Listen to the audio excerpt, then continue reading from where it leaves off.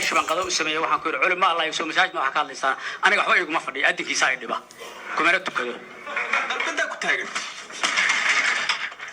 أنا كواوية السلام عليكم ورحمة الله وبركاته كسر هذا بندقة شارب بالشو ومدور بهالكان أتكلم صعوتان مقال كذا دي مقضي فيديو كان وحوي مد أي شعب الصوماليات لا يابي دونان أما أي لا يابين وحلنا سبحان الله ولا حول ولا قوة إلا بالله وقفنا سوى وقف مزول وقدوميها قبل كمدك مملكة بنتلان جمهورية فدرال كاهي صوماليا ومروا كلها اللي مقالة كالكعيو شيء إن وسن جعلين إنه مساجد مغلوه الدين كودا إنه سنتجنو كتوكن إنه صار حتى مساجد أوصل هرمرين وأنا مسؤول ضد مسلمين أو صوماليات أصوغنا هو صومالي مسؤول وأودرتين وضد كهرتو دي مال فقارة سداسي كله إن شاء الله وفرق غيرنا نرص صعدة عبدي إلى هيدمه وربحنا ذاك النص صعدنا وحكم ده ودق سيدنا تان عبد العزيز جرم ودق شجرة ذو قبطي أسوق كوهن جب إنه ساعدها صوص صعدنا قبصن دونه مقالة بلد حاو يدولو قبل كجدو إلا يقرب هري عبد العزيز جرم ووزير كأمنية مملكة جبلان هذا كورنا دولة فدرال كانت كوشر قوشة مقالة مقدشة فرماجو هجامين هي أمر كاسنا فرماجة كصوب حي لو حري سعيد ده مقالة مقدشة قد كجرع أو كصوف كذي يسوع إذا ما رسنا إنسوس الدنيا إن شاء الله بإذن الله الكريم قد بدي شركة سجرائيد مال دور الصقع أو جوجا وحنكون حجرنا هذا عبد الرحمن عبد الشكور هذا كوريري عبد العزيزنا مانتي وكده واجي وفرماجة ليه هي مريحان بارها بقار كمية إن الله يه هلا يقوه ليه صومالية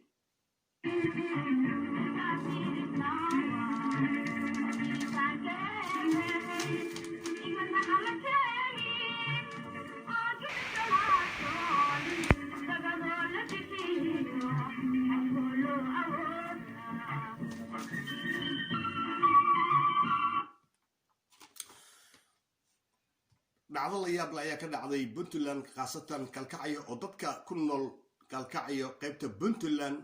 iyo saxaafaduba isla dhex maraysa oo la yaabay yahay gudoomiyaha gobolka Mudug ee Puntland oo mar uu la hadlayay dadweyne iskugu yimid meel hotel oo ka hadlayay la dagaalanka argixisada waa goorma waa qaraxii kalkacyo ee qaybta galmudug maalmood markuu dhacay oo saraakiisha badan lagu laayay oo ururkaasi al-shabaab argagixisada ay ku laayeen marka asagoo ka hadlaya oo barnaamij hadda ka hor dhacay oo niman culimo oo kalkacyo lagu xirxiray iyo masaajid imaamkiisa la xiray oo ay dadkii ugu yimaadeen ayuu wuxuu yiri hadda ka hor baa ninkaas nin imaam oo booliska kalkacyo xireen ayaa odayaal yimaadeen waxay dhahan imaamka masaajidka la soo siday marka waxaan ku iri masaajidka anigu sidiisaba iyo culimada ma maqli karo adinkana ma maqli karo mana agmaro inaan ku soo tukadana ma jecli mana galo mana ku tukado adinkiisana ay dhiba bal muuqaalka wax yar ninka halkiisa la dhageysta السمية وحنا كل علماء الله يسوي مساج ما حكى الله لسان أنا قحوي يقوم فدي أديك يساعد بقى كمرت كذا ومسؤول لا حول ولا قوة إلا بالله سبحان الله إلهي طبعها وافجير ومسؤول وقدوميه قبل كمدك كالكعية أوله مساجد متقو كمتو كدو مانا مغلي كرا عنو أدنك يسابي دبول ليه وانا مغلي كريمبا إذنكم مساجد بابا الشيقي ساني إيو وحيال هاسي إيو شيق إيو حقا بك هالله سامبا أحاولي مركو حالينا هاي قدوميها قبل كمدك إلهي أطبط كان حلقة أنو شايبة طبضو يكون فرنتهاي ما أنت دمتي طبضو مكون فرنا وليبا وحتى يقف تضباتك يسنو marka fiiriyo wajigiisa ku dhow ama 65 toddoba u dhaxayay ilaahay ku xirnow saacad walba insha Allah bidnillah kariim kana toobadkeen dambiga gashay saxaafadana oo dhanna waan ku baafinayna ilaahay haduu idmo ila aad ka toobadkeento aad tiraadid waan ka soo laabtay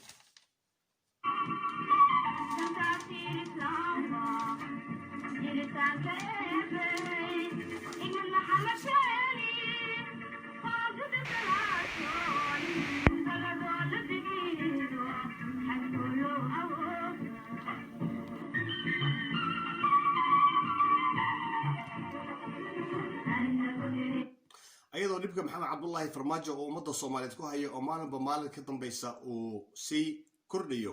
hadday noqoto gobolka hirshabeelle hadday noqoto wixii hore galmudug uu ka sameeyey iyo dagaalka uu kula jiro labada maamul goboleed ee jubbaland iyo puntland ayuu haddana dagaal wuxuu ka dhex wadaa beeshii mareexaan ee asagoo ka dhashay iyo gobolkii gedo uu kasoo jeeday oo dadkaasi go-aan ku gaareen jubbaland inay ka mid noqdaan ay yihiin maamulka jubbaland ee madaxweyne axmed islaan axmed madoobe hoostaga balse uu farmaajo ciidan halkaasi ku daldalay isku laynahaya qayb ka mid ah beeshii uu ka dhashay ee mareexaan cabdicasiis janan ayaa maanta shir jira in qabtay oo ka hadlahaya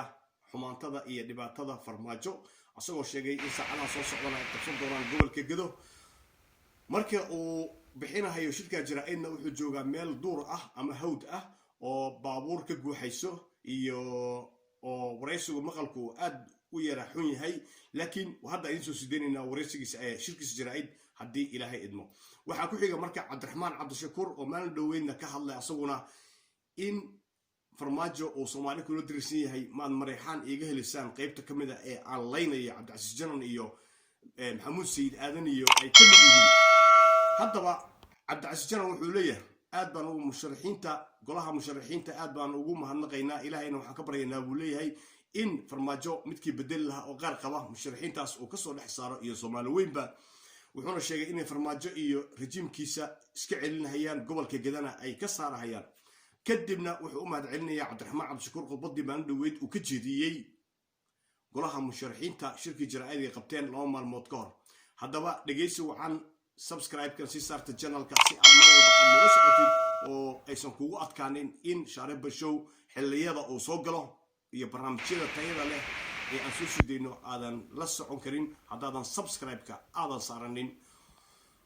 waxaa ku xiga cabdicasiis janan waxa weeye khudbadii muhiimka ahayd ee cabdiraxmaan cabdishakuur uu jeediyey oo halkaasi waxyaalo badan kaaga soo baxayaan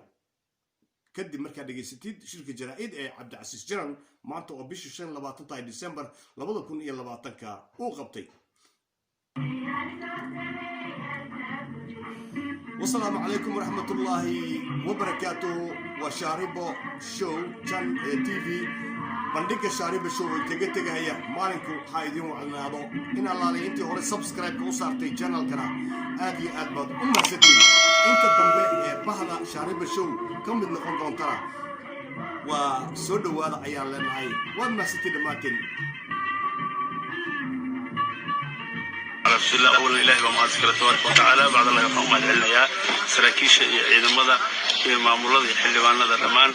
ديار كواه الحورجلك أما شغادة كأنك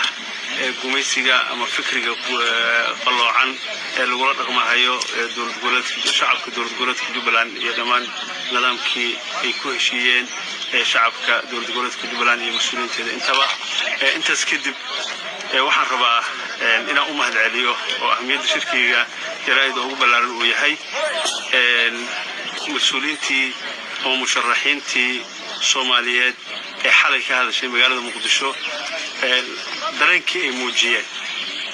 muujiyeen waa ugu mahad celinayaa xaqiiqiyan niman Soomaaliyeed oo mas'uuliin ah oo uu dhibo dalkooda waxa dhibo mas'uuliyadna dareemayo fahmahayana danaynayana Soomaalinimo iyo dawladnimo iyo wanaag iyo waxaan walaalo ahayn Soomaaliya inaysan isku socon karin la ilaaliyana dastuurkii qaranka Soomaaliyeed uu ku heshiiyay ummadda Soomaaliyeed ee heshiiska ku ahayd waa ugu mahad celinayaa dareenkoodii gaar ahaan ay qadiyadii ka hadleen Jubbaland gumaysiga gaar ahaan ka jira gobolka Gedo iyo xumaanta iyo ciidamada jabhadda ah oo qariban oo shacabka iyo nidaamka dawliga ah ee Jubbaland intaba in lagu qaribo loo soo dadgureynayo waxa yaab ah ayadoo magaalada Muqdisho waxa ugu dhow afgooye oo 30 kilomitir u jirto iyo balcad oo ayna sidoo kale 30 kilomitir u jirto ayadoo la isku mari karin degmooyinka xamar cadow uu haysto magaalooyinka ay xirxiran yihiin shacabka uu ku ganacsan laayahay in maalin kasta diyaarada lagu soo dadgureeyo dhalinyaro Soomaaliyeed oo la yiraahdo لكن deegaano ay xaqiiqiya nabad ahaa intii aan mashruucaadka iyo xumaanta lagu abuurin muddada 10 bilood ahayd oo dhibaatadan ay ka shaqeynayso dawladda federaalka Soomaaliya gaar ahaan madaxweynaha dalka iyo taliyaha nabadgelyada waxaan inta badan shacabka Soomaaliyeed midiyaha loo mariyaa oo been ah oo waxba ka jirin laakiin dadku ay miyir qabaan xaqiiqada ay og yihiin dad la qalbi kara aysan ahayn xuduud baan difaacaynaa Kenya dalka ku soo duushay Kenya dawladna waxa lagula diriraa wiilal dhibow oo diyaarado lagu soo qaaday Kenya dawladda wala diraa waxa shacabku beenta loogu sheegay maxaa naftooda beenta ay ugu qancinayaan dadka mas'uuliyiinta ah oo wax isku hadlay waa arrin aad u foolxun oo xaqiiqiyan aan la koobi karin xumaanteeda intay dhantahay midda kale xuduudu mamalkaariye iyo buulaha oo 4 kilomitir ah ma 4 kilomitir ba xuduuda dalka Soomaaliya la leedahay 850 kilomitir dhulka balaaran oo bari ah oo badda ku jira ma xuduud Kenya la leedahay mintaas laga difaacaya marka ma balad xaawo iyo malkaariye oo qof kasto yaqaan uu fahmayo bibuwan oo qof kasto yaqaan uu fahmayo Soomaaliya oo 4 kilomitir ah waxa laga difaacaya dawlad Kenya arrintaas baan ummadda Soomaaliyeed ay og tahay mid ka sheegayana Ilaahayna uu ku xishoonin ummadda Soomaaliyeed uu ku xishoonin wayaan madaxdii iyo mas'uuliyiintii xaqiiqiyan Soomaaliyeed oo arrintaas xal sida adag uga hadashay markastoo shir diray qabtaan ama markastoo arrimaha Soomaaliya ka hadlayaan ka hadashana waa uga mahadcelinayna waxa xaqiiqiyan qofkii wax Soomaali waxa tirada hadii aad wax lagu sheegi jiray wax ku sheeg xalay rag mas'uuliyiinta qaar kamid ah oo mareynaya Mudane Cabdiraxmaan Cali Shukuur eray uu ku hadlay hadii uu wax fahmayo maxaa Cabdullaahi Farmaajo intaas waxay u tahay saaka jaamacad dhameystiran waxaan adii lahaa maanta aanu shakhsiyan maadir baan maxaa Cabdullaahi Farmaajo madaxweynaha dalka tahay 4 sano soo ahayd dalka waad qaribtay wax xaqiiqiyan hadaa Jubbaland iyo Puntland haysanin oo 4.5 dadkii gaarka ah waxa dadkii aad wax ku lahayd oo 4.5 Soomaaliya ku soo qabsatay dawladnimada ku dhisatay qoladii gaarka ahayd oo aad wax la lahayd hadii aad la heshiin weyday oo aad dab ku dhajisay oo aad dagaal ka wado oo gobolkii gado oo beelahan qoyskaadii jifada aad ka dhalatay u badneed Soomaaliya markii laga soo tago aad maalinka diyaarada ciidan ku soo dadgurinaysid is-asil madaxweynaha intii aad madaxweyne ahayd dalka intaad qaratay oo ku filan dalka Soomaaliyeed iyo ummadda Soomaaliyeed iyo mas'uuliyiinta Soomaaliyeed waxa rabaa dalku badbaado u baahan ila badbaadiyo u baahan anaka hadii aan Jubbaland mas'uuliyiinteeda iyo shacabkeeda iyo ciidamadeeda waxaan diyaar u nahay dalkina wax ku badbaadin mana la fiirsan karo intaan wax ka badan dhibaatada iyo hagardaamyada iyo dhaca iyo boobka iyo xumaanta iyo beenta shacabka Soomaaliyeed lagu wado mana u dul qaadanayno wax la ka dambeeyo saacada hadda aan taagana wabillahi tawfiiq assalamu alaykum warahmatullahi يا وايا مدحوينياشا دولدada la leeyahay doorashada qabta Saciid Cabdullaahi Diniya Maxamed Madooba waa madaxweynaha Galmudug iyo madaxweynaha Hirshabeelle iyo madaxweynaha Koonfur Galbeed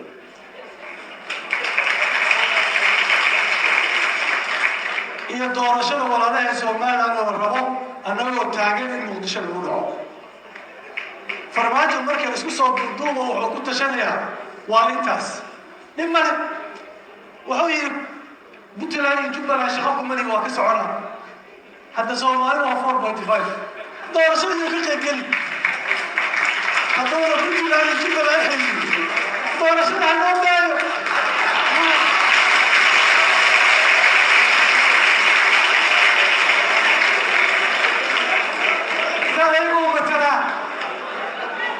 انت انك انا شريف حسن كنت ترتبين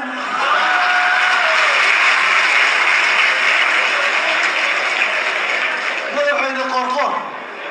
هي مدحوينه لفتقره هي مدحوينه علي قوله وحاكرنا doorasho dalka laga wada qabto oo loo sameeyay inay qayb ka noqdaan haddii madaxweyne farmaajo diido annaga ku tartamayay shariif xasan handafan taasika kale madaxweynaha wuxuu leeyahay horta waxa ogaatay madaxweyne farmaajo soo iib dadkii ugu badnaa magaalada ka dhintay kun qof oo isku maalin meel ku dhintay maalin kalena 200 isku meel ku dhintay oo tiiro kis control iyo qarax ay ku dhintay Soomaaliya waa markii ugu horeysay dad siyaasiyiin guryahooda lagu weeraray waa ninkii sameeyay madaxweynayaasha hor fadhiya inuu diyaarada fiiriyo waa ninkii hortii oo muwaadiniinta qalbada wax dhiibay waa ninkii hortii oo yiri doorasho kasta aniga aan qabanayo waa inay dadku dhintaan doorasho oo qabto dadku dhiman ma jiro waa sugnayn وأنا كيري عن شرطة أقوم ضدك كردي وقتش جو والله ما عن شرطة على هذا في شبابك يتيسي أنت صورنا المحل وبسبراهي مدة إليه أفر سنة وانا ماتي وإن سيكر جوغا ليس كيالي مايو صورة قلما صور عقمها صاحب كده قال المعوين ديكتاتر من مرة منه دقال سكاية مرة منه لا بلا استحيل ولا تاقلنا نقل مدحونا فرماج انت اسكبر الظلمي وقلت القادم هاي وإنها دقيه نفلتين هدول يرادي dalka burburaayo ma burburaayo sababtana waa idin sheegaa iskoolada jaamacadaha telecommunication bankiyada biyaha korontada dowladda waa ka dibto soo shacabka iskama leh dowladda tartankeeda ku jirno asagana madaxweynaha ka yahay afar meel ay degantay madaxtooyada garoonka diyaaradaha dekada iyo baarlamaanka ay degantay أفرتنا أمسون وارديس هتروح عفسيها قرينين والله بربورة هذا يعني واحد بربورة يا ملك السجاء ستة تيجي سجسي بينا هتروح قرار بربورة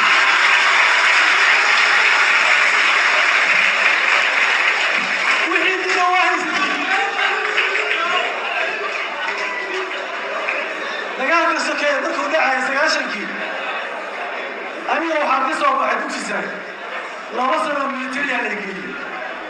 ولا يري جامعة كميس إلى الميليتري كش واصل وقال أنت عندي جامعة حمر أومي وافريقيا نواري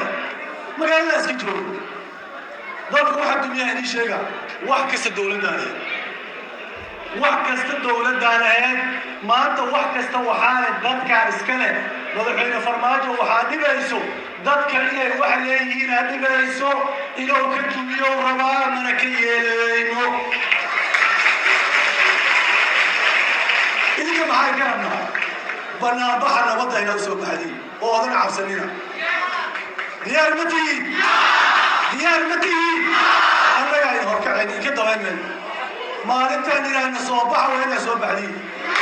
وصلنا مرة أسكت عفينه مرة وين فرمانته قرر تقولي إنه هريري وأكو أنا مشرحيتي وأرفليان قفتي لابو قادم ماله دان داسي وربا مرة وين فرمانته سراكيش كلها ندعوها هذا يسبح بدعاء ورنك كان تبكي في علاض كابوري مدحونا فرماته وحور بايدي شيئا وانت انا نقول لك عارفيه دقالك كذا انا ما حدا يقول لي واحد ودقالك كذا هذيك ولا لها اسكو هيستين مدحونيها تحدي حالي كرد العباس محمد السيد هذا مدحونا كحيك جبلان عبد السجن iyo kaliin oo gudoomiyaha gobolka Galaa madaxweynaha walaalihiis waay macallino iwikii la soo joogay isii kulame iyo asagana wadina waa hal beelo isaysata oo aniga maxaan dhexgeliyay dibashii bisa ku dhexgeli karnaa inteena waxaan diyaar u nahay inaan tolkiis hayso aan heshiino laakiin waxaa ka soo horjeednaa عيد الحمر ديار الله قال أو جدك مريكري أو جدك محيو مريكري الشباب كجرو قال تقال غريزة جدك الشباب كجرو وهذا عن جدك عرين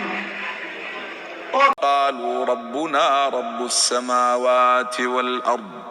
لن ندعو من دونه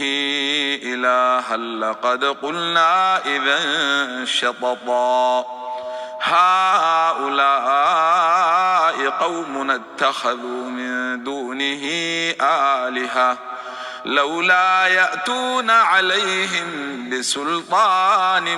بين فمن أظلم ممن افترى على الله كذبا وإذ اعتزلتموهم وما يعبدون إلا الله فأووا إلى الكهف ينشر لكم ربكم من رحمته ويهيئ لكم من أمركم مرفقا وترى الشمس